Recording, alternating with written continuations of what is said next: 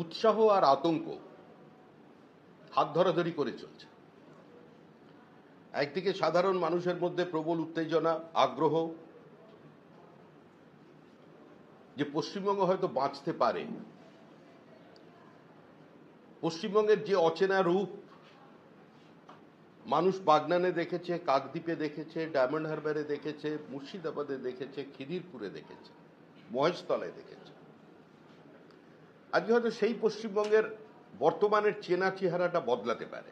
শেষ হয়ে যাবে না, এই বিশ্বাসটা মানুষের মনের মধ্যে আসতে পারে।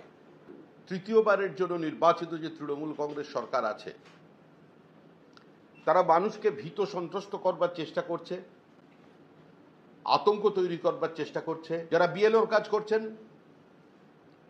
তাদের আতঙ্কিত করা, একটা ভয়ের আবহের মধ্যে ঠেলে দেওয়া,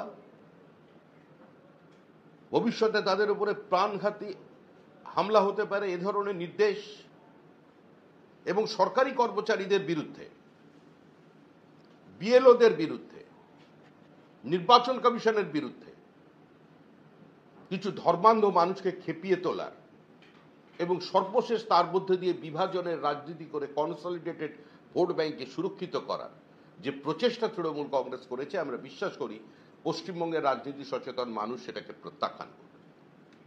2002 সালে ভোটার ছিল 10,54,000। আজকে ভোটার লিস্টের যে চেহারা, তাতে প্রায় 19 লক্ষের কাছাকাছি এখানকার ভোটার পৌঁছে গেছে। সারা রাজ্যে যদি জনসংখ্যার বৃদ্ধি দেখা যায় সেটা 4%। ডায়মন্ড হারবার এবং জয়নগরে এই বৃদ্ধির হার হচ্ছে 8%।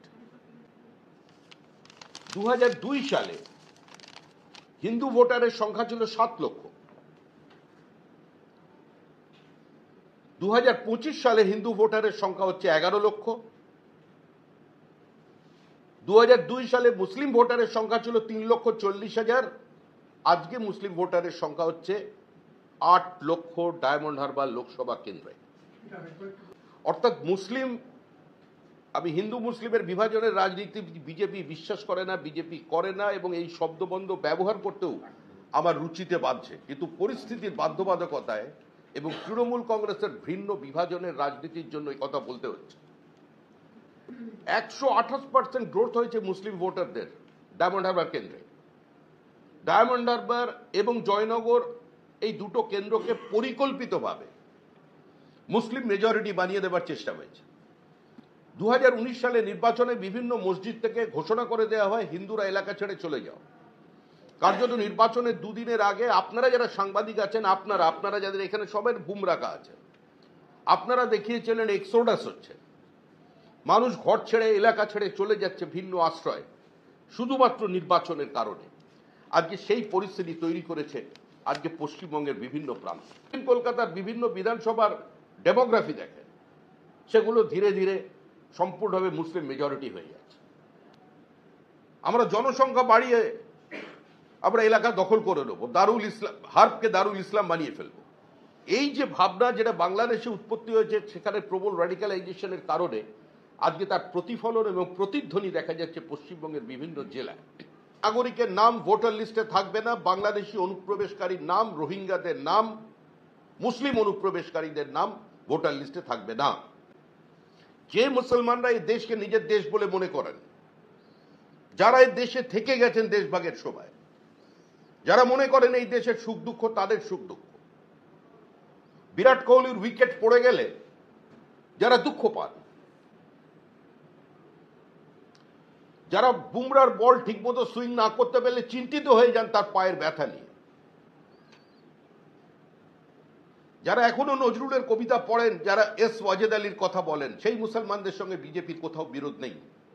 প্রশ্ন, মানুষ চাইছেন এসআইআর, মানুষ চাইছেন সিএ হোক, প্রবেশকারীদের তালিকা স্পিকারের টেবিলে ছুঁড়ে ফেলে কাঁদতে কাঁদতে তিনি পার্লামেন্টের কক্ষ ছেড়ে বেরিয়ে গেলেন। কিন্তু মুখ্যমন্ত্রী হওয়ার পরে সেই কাগজগুলো কোথায় গেল? কি হাইকোর্ট কি রায় দিয়েছিল? হাইকোর্ট বলেছিল শুধু 4টে জেলায় নয়, সমস্ত জেলায় কেন্দ্রীয় তদন্তকারী সংস্থা তদন্ত করবে। সরকার জানিয়েছে যে দুর্নীতি হয়েছে।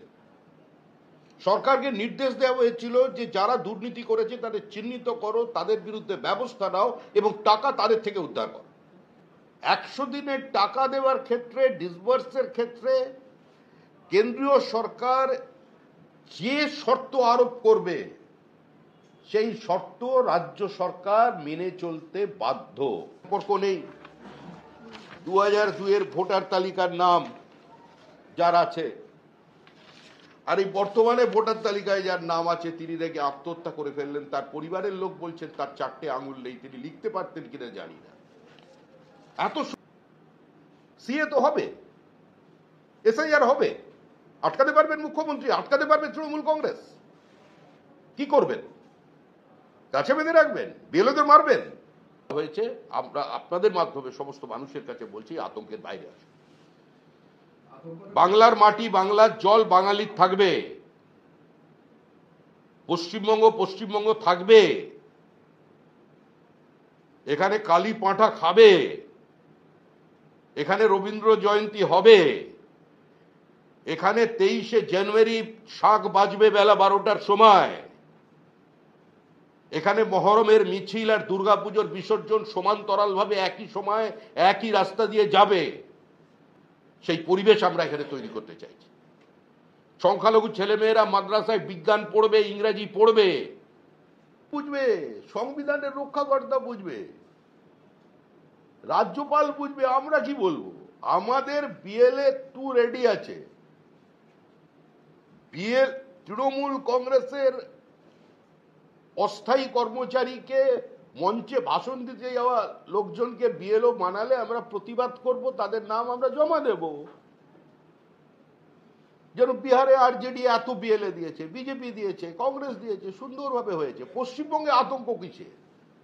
পশ্চিমবঙ্গে আতঙ্ক এই কারণেই, কারণ এখানে এত জল মিশিয়েছে যে তৃণমূলের নেতারা, তৃণমূলের সাংসদ বলছেন যে কমপক্ষে 1 কোটি লোকের নাম ভোটার লিস্ট থেকে বাদ। এসআইআর যখন হচ্ছে সেটা শুধুমাত্র অনুপ্রবেশের উপরে ফোকাস করে এসআইআর হচ্ছে না। আপনার পাশের বাড়ির ফ্ল্যাটে, যেখানে ফ্ল্যাটের সাইজ হচ্ছে 435 স্কোয়ার ফিট, সেখানে 17 জন ভোটারের নাম ঢুকে গেছে। সেই 17 জনকে খোঁজার চেষ্টা করা হচ্ছে। এরা কারা? রাত্রে অবচেতন মনে, স্বপ্নের মধ্যে এরা দেখতে পাচ্ছে যে ওরা বাঁধা পড়েছে। 26-এ যে অনেককে গাছে বাঁধা হবে, এই আতঙ্কটা থেকে ভুগছে। সকালবেলা উঠে বলছে যে বিজেপিকে বেঁধে রাখ।